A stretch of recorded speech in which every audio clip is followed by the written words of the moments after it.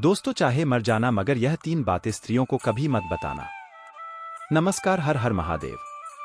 प्रिय मित्रों, स्वागत है आप सभी का एक बार फिर से हमारे इस YouTube चैनल पर। मेरे प्रिय मित्रों, आज हम आपको एक कहानी का श्रवण कराने जा रहे हैं जो कि बड़ा ही ज्ञानवर्धक है। इस कहानी में हम बताने वाले हैं कि मर जाना मगर यह 3 बातें स्त्रियों को कभी मत बताना। आज के इस वीडियो का मकसद है कि कभी एक पुरुष को यह 3 बातें अपनी पत्नी को स्त्रियों को नहीं बताना चाहिए। जो भी पुरुष यह 3 बातें स्त्रियों को बता देता है तो वह पुरुष सदा के लिए ही गरीब रहता है और हमेशा दुखी रहता है। दोस्तों, वह कौन सी 3 बातें हैं जो पुरुषों को मरते दम तक अपनी पत्नी को या किसी स्त्री को नहीं बताना चाहिए? यह 3 बातें हम एक छोटी सी कहानी के माध्यम से बताने जा रहे हैं, इसलिए वीडियो को अंत तक जरूर देखें, तभी आपको अच्छे से समझ में आएगा। इस वीडियो में आपको बहुत ही ज्ञान प्राप्त होने वाला है। अगर आप इस वीडियो को अंत तक नहीं देख सकते तो समझ जाए कि आप अपने जीवन में कभी सफल नहीं हो सकते। यह जानकारी आपको पहले किसी ने नहीं बताई होगी, इसलिए दोस्तों वीडियो को अंत तक जरूर देखें। प्राचीन समय की बात है। एक नगर में एक रामलाल नाम का एक गरीब व्यक्ति रहा करता था। रामलाल मन से बहुत भोला और शांत स्वभाव का था। उसने अपने जीवन में कभी कोई पाप नहीं किया था और रामलाल की पत्नी थी वो थोड़ी भुलक्कड़ स्वभाव की थी और रामलाल के छोटे छोटे बच्चे भी थे। रामलाल अपनी पत्नी से किसी भी प्रकार की किसी भी बात को नहीं छुपाता था और रामलाल अपने घर में अकेला ही काम करने वाला था, जिसकी वजह से ही उनकी रोजी रोटी चलती थी। जिस नगर में रामलाल रहता था उस नगर में कोई भी गरीब नहीं था, तो हर कोई रामलाल और उसकी पत्नी को गरीब होने का मजाक उड़ाया करते थे।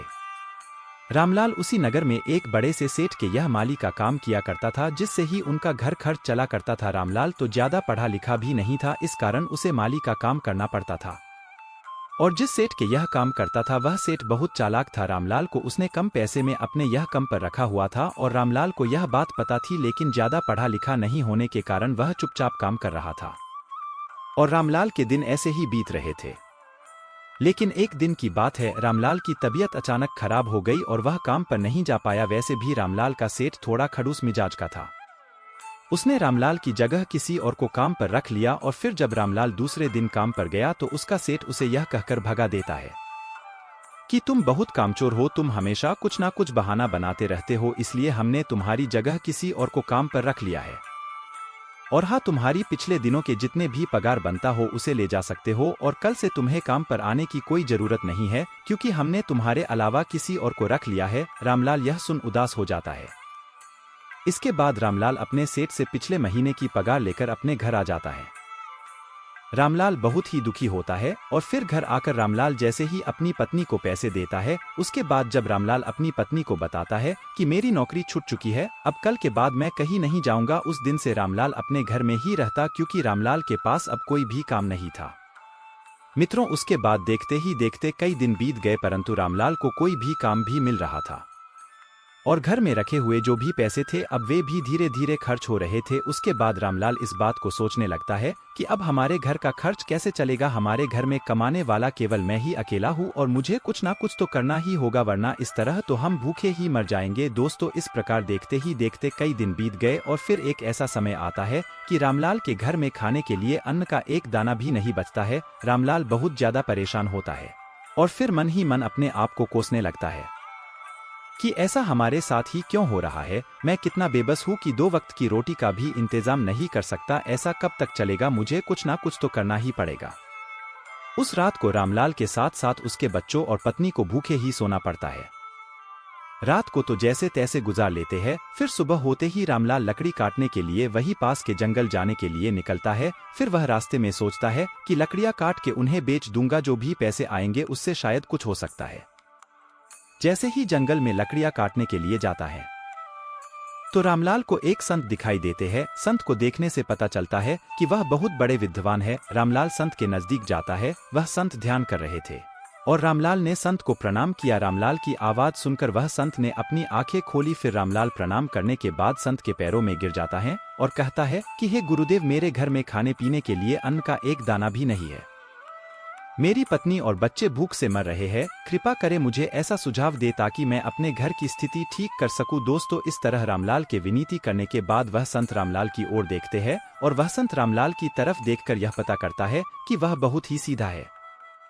उसने अपने जीवन में आज तक कोई पाप नहीं किया है। उसके स्वभाव को देखकर वे विद्वान संत रामलाल से कहता है कि रामलाल, मैं तुम्हारी परेशानी समझ चुका हूँ। और फिर उस संत ने अपने शक्ति से अपने हाथ में एक बाल्टी प्रकट की और रामलाल से कहा, मेरी बात ध्यान से सुनो, मैं तुम्हें एक ऐसे जादुई कुआं के बारे में बताने जा रहा हूँ। अगर तुम उस कुआं में इस बाल्टी को डुबाओगे तो तुम जो भी मांगोगे वह तुम्हें दे देगा। और हाँ, तुम इसका कभी भी गलत उपयोग मत करना, केवल साफ और अच्छे विचार से ही इसे उपयोग में लाना है, क्योंकि तुम्हारा मन साफ है, इसलिए तुम्हें दे रहा हूँ। इससे तुम अपने घर की गरीबी दूर कर सकते हो।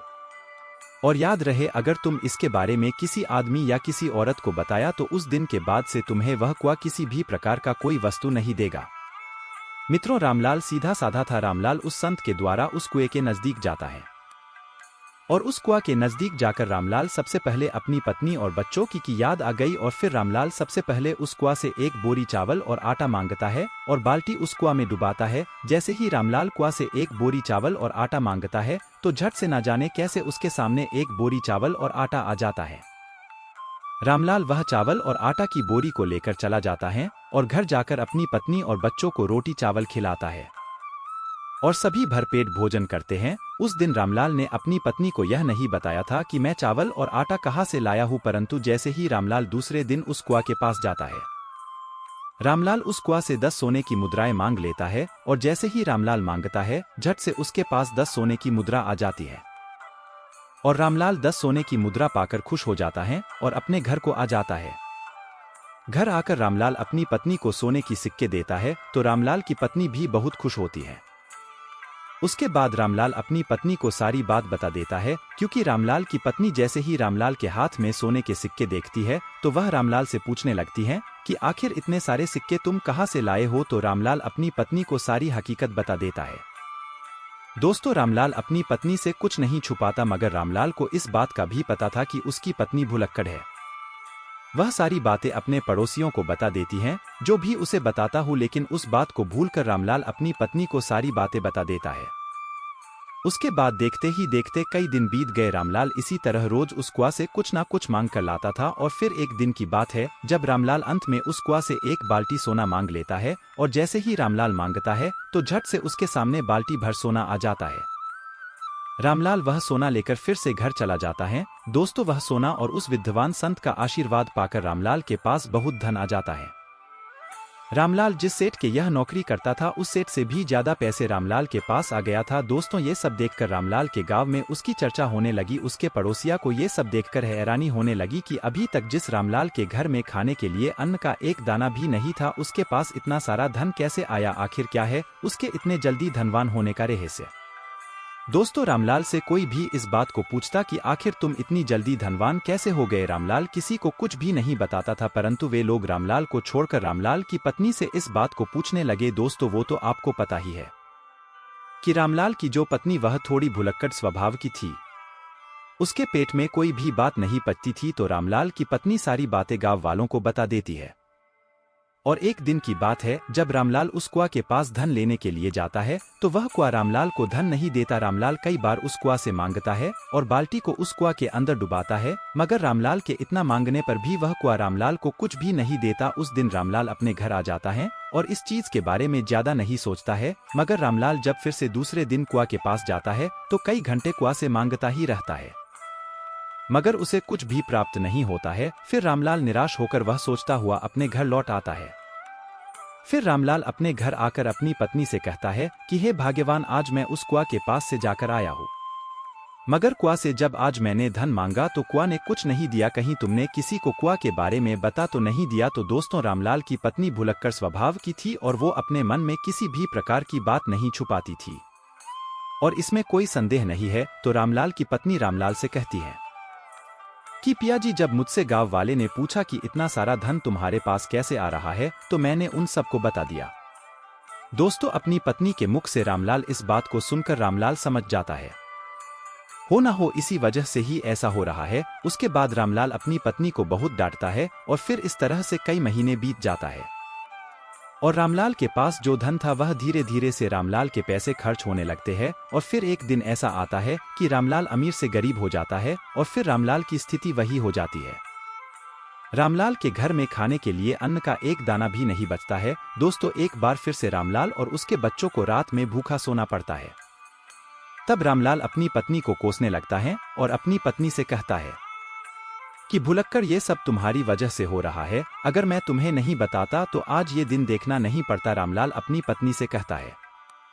मगर अब बहुत लेट हो चुका है दोस्तों। फिर एक दिन रामलाल उस संत को ढूंढने के लिए जंगल में जाता है, मगर रामलाल को वो संत विद्वान पूरे जंगल कहीं भी नहीं मिलते। रामलाल को ढूंढते ढूंढते कई घंटे बीत जाते हैं और फिर कई घंटे के बाद रामलाल को वह संत मिल जाते हैं। संत के मिलते ही रामलाल उनके चरणों में गिरकर रोने लगता है और कहता है कि हे गुरुदेव, आखिर मुझसे ऐसी कौन सी भूल हो गई है जिसकी वजह से आप मुझसे रूठ गए हो। आप ही मेरे दाता हो, आप ही मेरे विधाता हो। हे विधाता, आप मेरी भूल को माफ करें, क्योंकि मेरी एक भूल के कारण आज मेरे बच्चे भूखे सो रहे हैं, मेरे संतान भूखे हैं। इसलिए हे भगवान, आप मेरी सहायता करें। दोस्तों उसके बाद ही विद्वान संत रामलाल से कहते हैं कि रामलाल, अगर ऐसी बात है तो मैं तुम्हें माफ करता हूँ, परंतु आज मैं तुम्हें एक बात बताने वाला हूँ और मेरी बात यह है कि कभी भी अपने जीवन में किसी पुरुष को अपनी ये 3 बातें अपनी पत्नियों को, अपनी स्त्रियों को नहीं बतानी चाहिए। जो पुरुष इन 3 बातों को बताता है वो पुरुष हमेशा अपने जीवन में सदा के लिए दुखी रहता है, सदा के लिए अपने जीवन में गरीब रहता है। उसके बाद संत कहते हैं कि रामलाल, अगर इन 3 बातों को तुम आज से ही अमल कर लोग तो फिर से तुम्हारे अच्छे दिन आ जाएंगे। तुम्हारे पास ठीक उसी तरह धन आने लगेगा जिस तरह तुम्हारे पास पहले था। तो दोस्तों वह संत रामलाल को पहली बात बताने लगता है और कहता है कि सबसे पहली बात यह है कि कभी भी किसी पति को अपनी पत्नी को कमाई के बारे में नहीं बताना चाहिए। उनका मानना था कि महिलाओं को अगर अपने पति की कमाई के बारे में पता चल जाता है तो वह उन्हें उसे खर्च करने पर रोक लगाने लगती है।